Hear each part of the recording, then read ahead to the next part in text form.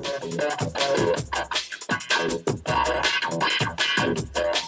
away we go. And folks, welcome to our inaugural edition of Three Guys and an iPad. I'm one of those guys. I'm not sure how I got drafted for this, but I am, of course, Brian Rieger. I'm co-founder of Content Beacon and also the principal of True Impact Communications. But of course, you're not here to see me. You're here to see these other two gentlemen arrayed about me here. And I'd like to introduce to you Kevin Breeland. He is, of course, from Amplify Credit Union. He's a certified mortgage banker, and he's probably forgotten more mortgage than I've ever learned. So, Kevin, thrilled to have you join us here on Three Guys. How are you doing today? Thank you, Brian. Thank you. Oh, you're welcome. Glad to be here. And the other gentleman you guys may already be familiar with, down at least on this Brady Bunch type screen here, you might see Rick Grant. Rick is my co-founder at Content Beacon. He's also one of the primary folks over at RGAPR, and he has been an editor or written for pretty much every trade publication in the industry. This is also not his first go-round on a podcast, so he's the one who's really making this fly. Rick, really appreciate you joining us today. Great to be with you guys. So, what exactly is Three Guys and an iPad? And, I think we like to think this is going to be basically an occasional gathering of friends and maybe some thinkers from the real estate finance industry. We're not going to just rehash the news. We're not really a news program, but we may hit some high notes, maybe try to duplicate or even encourage some conversations around the water cooler or the back hallways of the trade conferences. We'll probably debate a few opinions. Maybe we'll talk a little bit of marketing. That's what Rick and I tend to do, and Kevin's very fluent in the language as well. But most importantly, we'd like just to get some conversation going and maybe get you to think a little bit too. Not that you folks already aren't, but we'd like to share in that a bit. So this is the one and only time I'm going to make a shameless plug for Content Beacon, which of course is the producer of the show, and Rick's and my baby. But we are basically the industry's first true B2B content marketing agency. So if you're not sure what that means, or you'd like to know more about that, or you'd like to tell us to go away, it's your choice. You could just comment below in the proverbial below the screen here, or you could email us either at Brian at Content Beacon or Rick at Content Beacon. So with that, we'll move on from the self-promotional portion. Kevin, would you like a quick plug as well? You obviously are a big part of the show. What would you like to tell us about Amplify Credit Union? Well, Amplify Credit Union is a state-chartered credit union in the state of Texas. Our lending territory is just the state of Texas. It formerly was IBM, Texas Employee Federal Credit Union, when it was founded in 1967 out of a metal box with 5 guys that started it and basically grew to, we changed the name to Amplify in 2007. And now it is a $1 billion state chartered credit union based in Austin, Texas. Our format basically is very electronic. We have 6 branches throughout the Austin area, and that's it. So while I do loans all over the state of Texas, our physical footprint is just in the greater Austin area. And as I understand it, you're having a pretty good, this is being recorded in January. Who knows when you folks at home will see it, but I understand you're having quite a January, Kevin. Is that true? Yes, it has. The great thing about being in the Austin market is, of course, we're listed on the top 10 of just about every list of how great things can possibly be in your lifetime. And that would be true. And for us, for Amplify, had a banner year last year. We expect an even bigger year this year. It has started out to be that way, and we've been extremely busy. I've been extremely busy. So, Outstanding. I always follow that with a very cautious, optimistic outlook.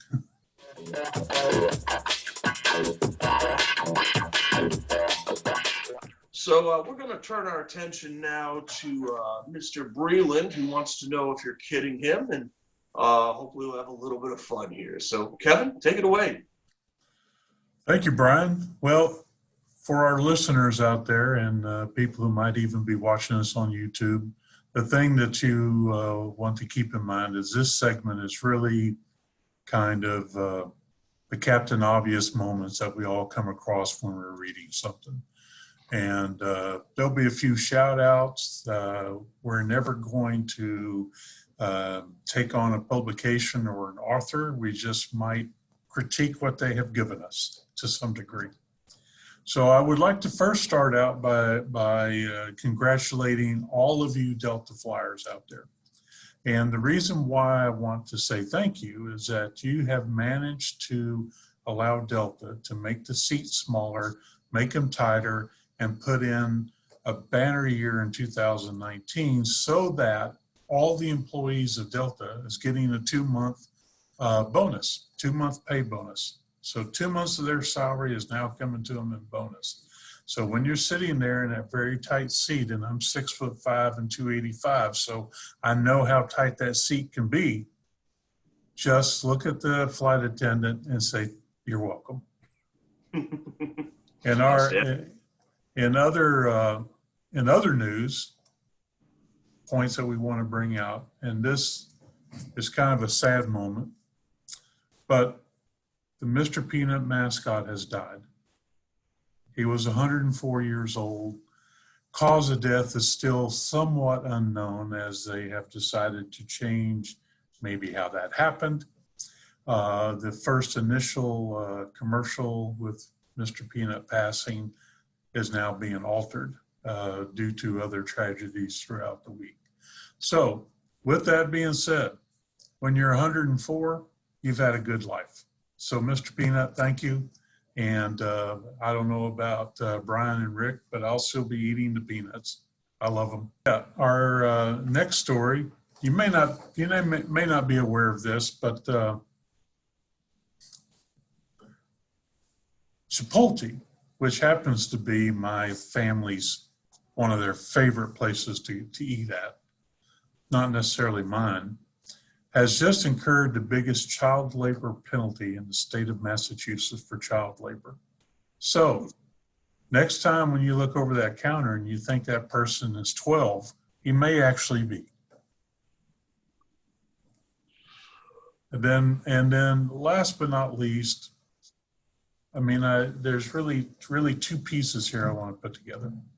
The first piece is for all you brokers out there and people who are in the independent mortgage origination field, you know who United Wholesale Mortgage is. Huge outfit, support the brokers a great deal. They do, from all indications of everybody I know who works with them, they do a fantastic job. They are going to air their first ever Super Bowl ad, Super Bowl Sunday. So be sure and look out for it. I've already seen the preview of it. It is kind of maybe a soft left hand to Rocket Mortgage, but it's pretty funny. So grab look your out popcorn. for it. Yeah, grab your popcorn and sit back, enjoy. Sit back and enjoy that. And then on a more somber note, I read this article. It really struck a chord with me. Brian and Rick can also attest to this. We were all around the 2006, 2007, 2008 mortgage meltdown. We know what impact it had. It had a huge impact. A lot of companies went out of business. And when I say went out of business, they were open on a Tuesday and shut down Wednesday morning. I mean, it was that kind of thing.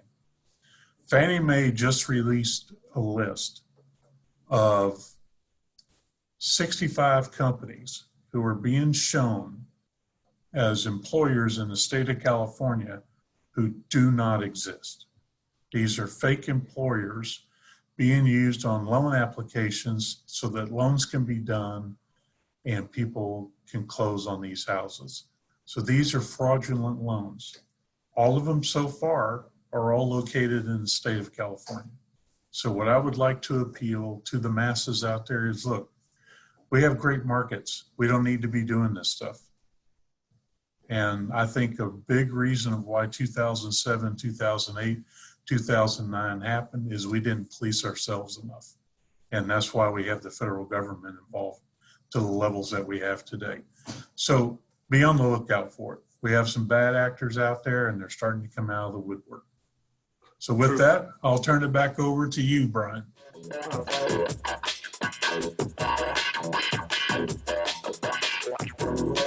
All right, now we're going to introduce what we're going to call Mortgage Roundup.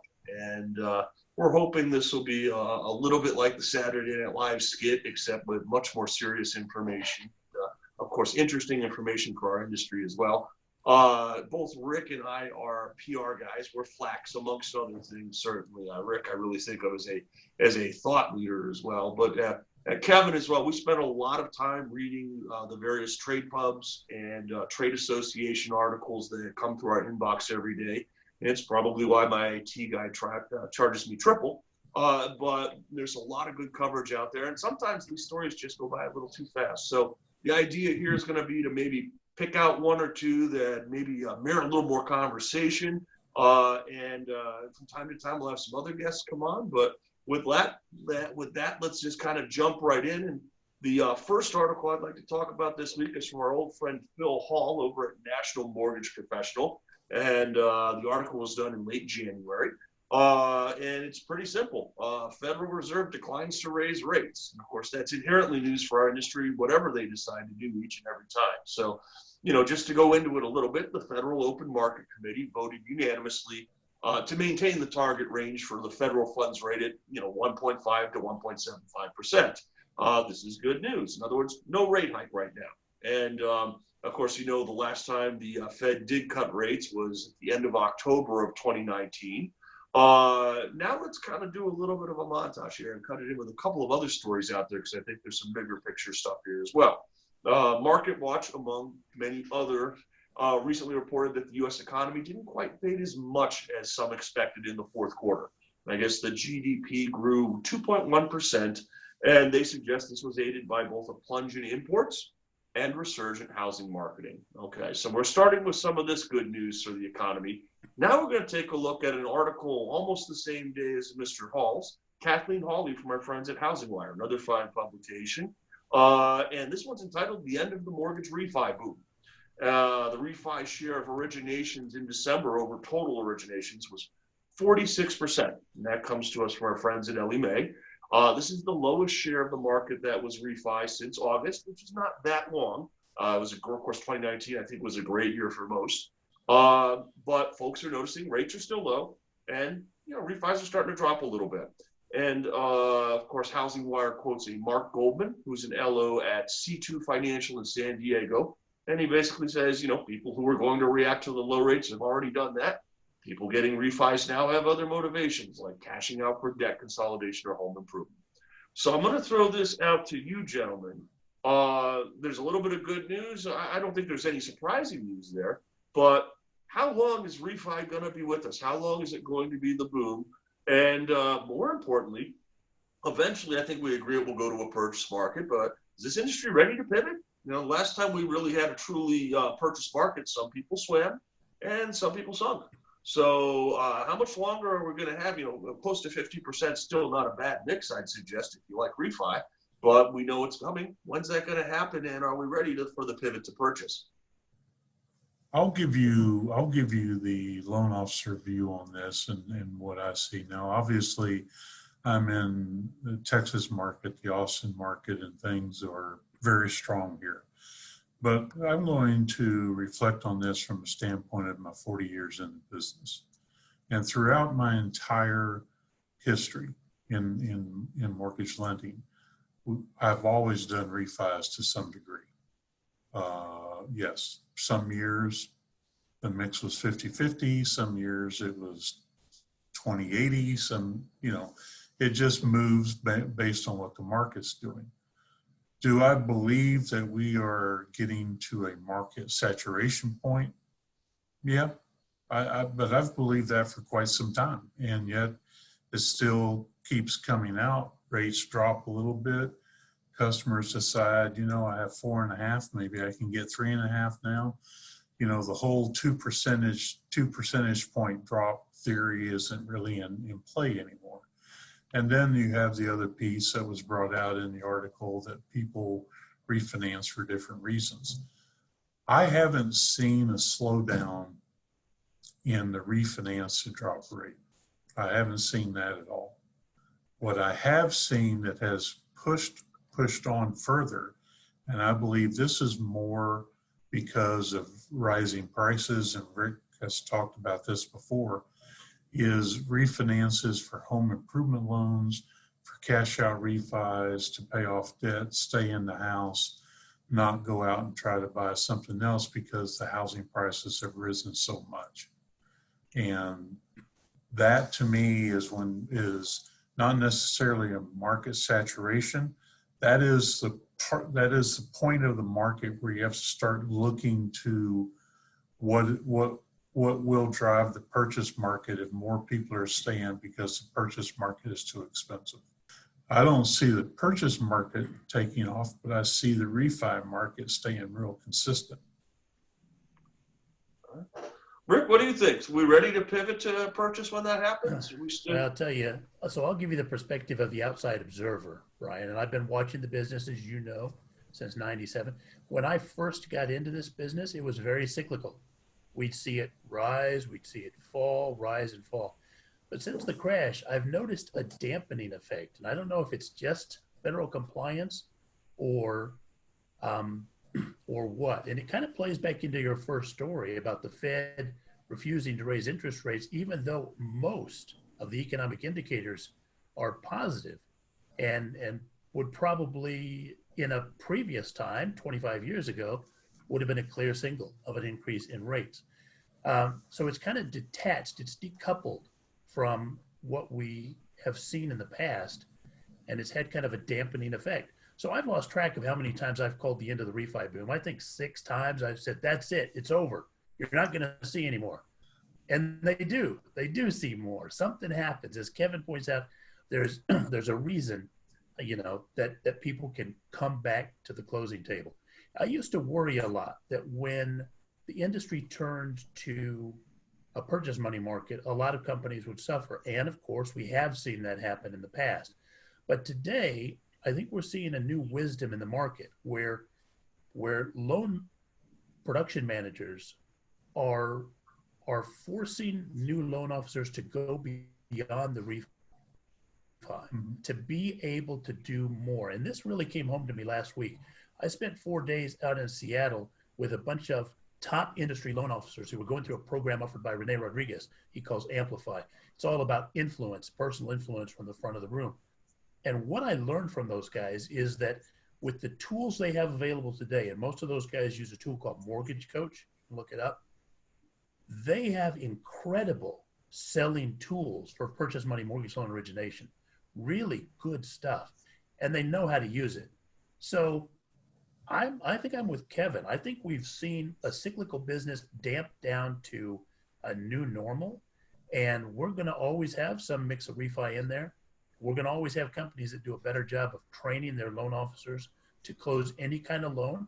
And this is looking way out ahead, this may not even happen, but if Freddie and Fannie do get privatized, we could see a whole slew of new investors with new loan products come out that would really create a lot of excitement in the industry. Well, that'll be its own show or two when that happens, that's for sure. Let's see if it's going to come true now. So, Rick, I think you had a different kind of story queued up for us today. Well, I found 2 or 3 items in the news last week. Now, and I'm pretty sure you're the same, Brian. If you guys want to find out more about any of these or find out where they are, just follow us on LinkedIn. We, all 3 of us, post on LinkedIn regularly, and all of these news stories I found earlier this week and posted to my LinkedIn newsfeed. You can find it all there, and you can find all of us online there. The first was from Valuation Review, and they carried the story about how since the recovery, we've seen $11.3 trillion in housing values. It's risen that much, and I think that's a 50% increase, they said, over what it was just after the crash. Altogether, our national housing stock today is valued at about $33.6 trillion.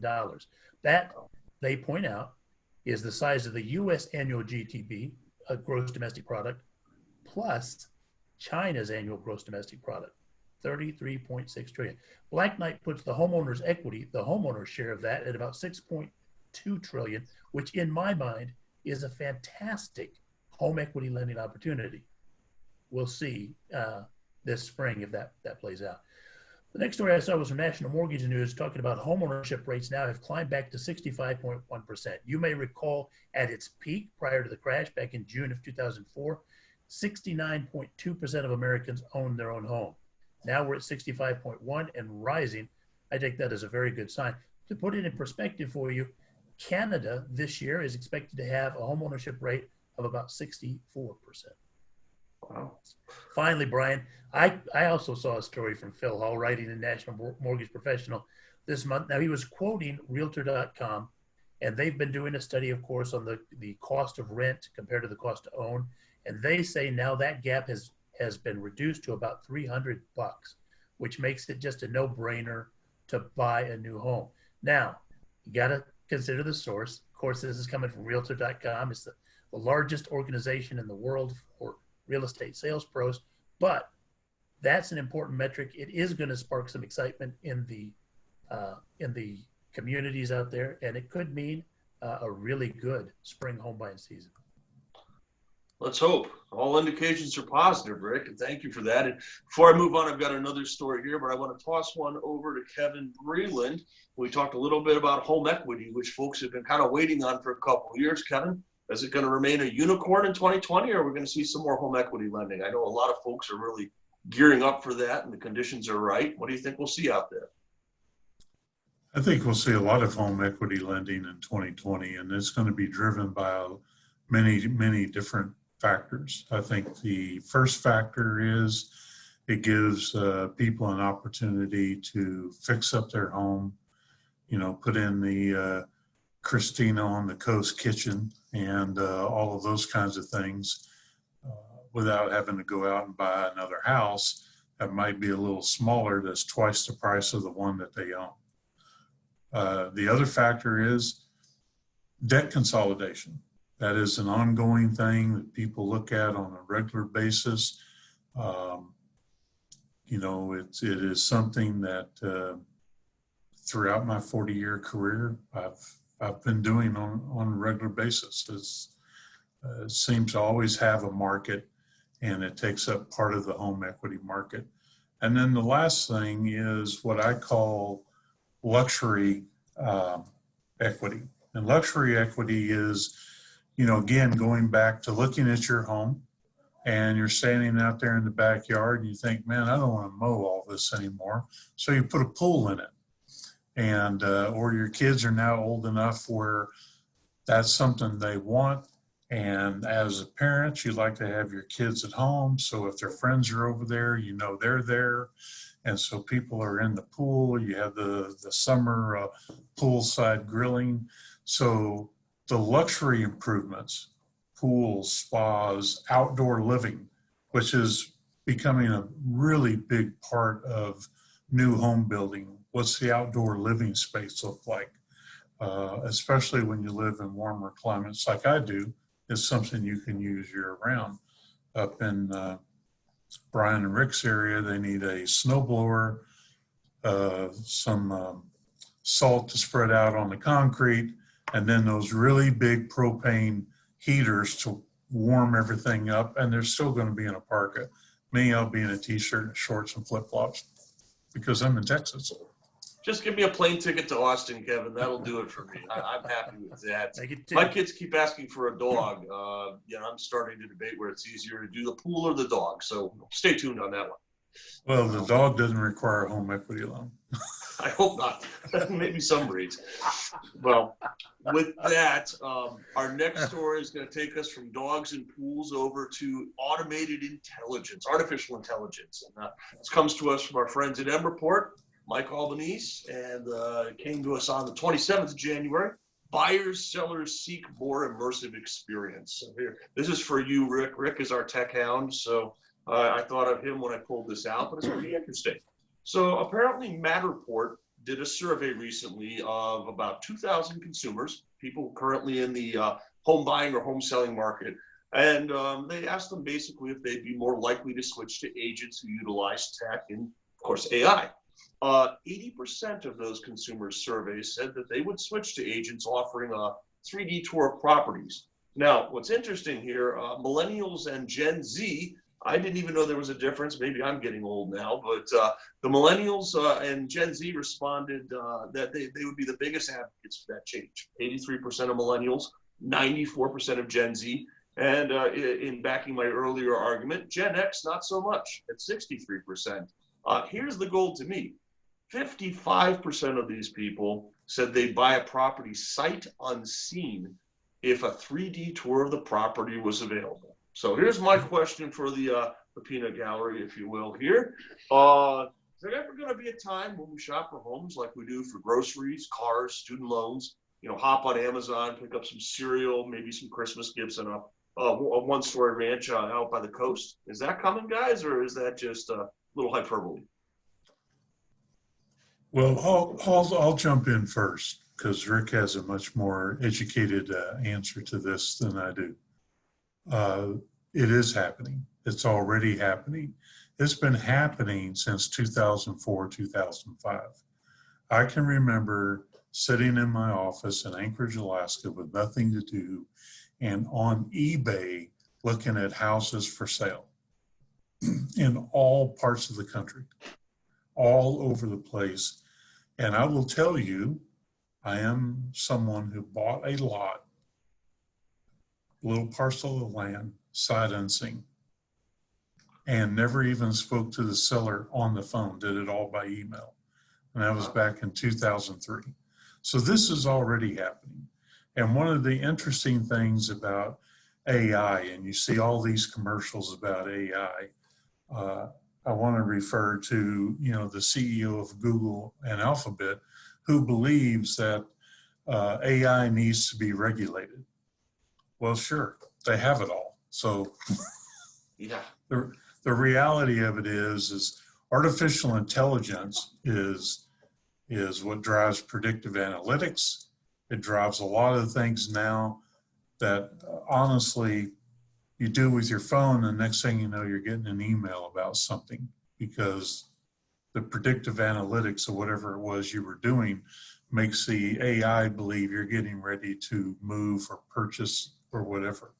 So my generation raised an entire generation who would prefer to do everything from the comfort of their living room and never go outside again. And that's where we are. But we are at a point where AI, predictive analytics, YouTube videos, drone filming, 3D, all of that. Yes, we're going to buy houses sight unseen. Rick, what say you, good sir?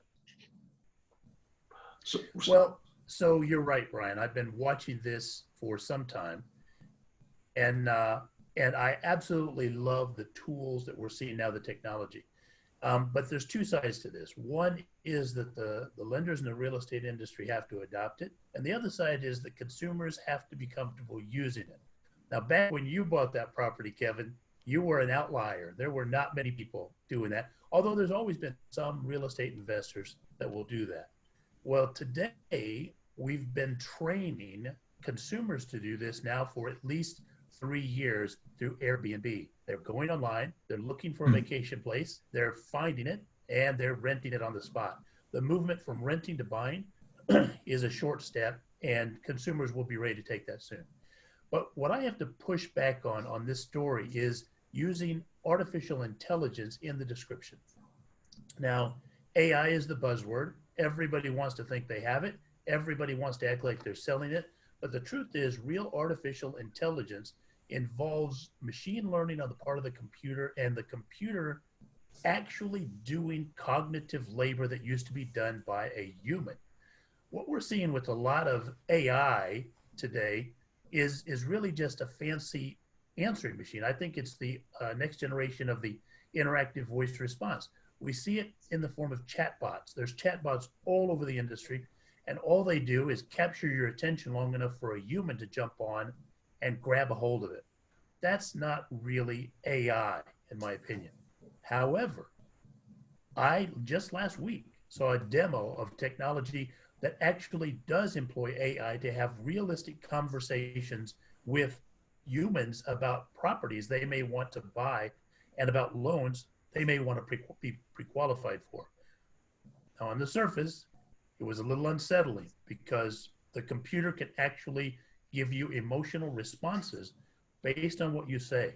It has all kinds of information about human neurocognitive responses to things.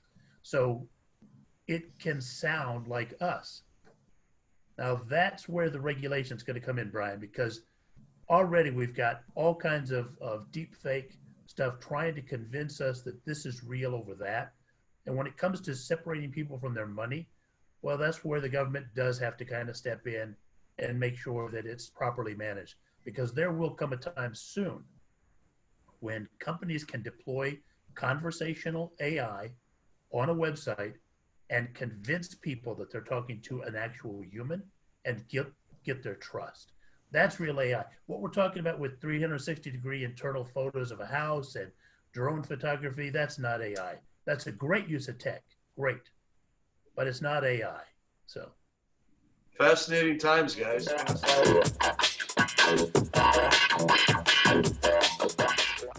Thank you for joining us on our first show. We promise this is going to get better in time, and you might even join us on a future episode. At least we hope you'll consider it. Some final thoughts. Kevin, Brian, and I all post regularly to LinkedIn. You'll find a lot of our information there, along with current news that we think you might find interesting. It's all designed to help you do a better job in your own business. For instance, today I published a story about writing good stories. What is it? Is it an art? Is it science? Something else? Find out more on my LinkedIn article section and join us next time.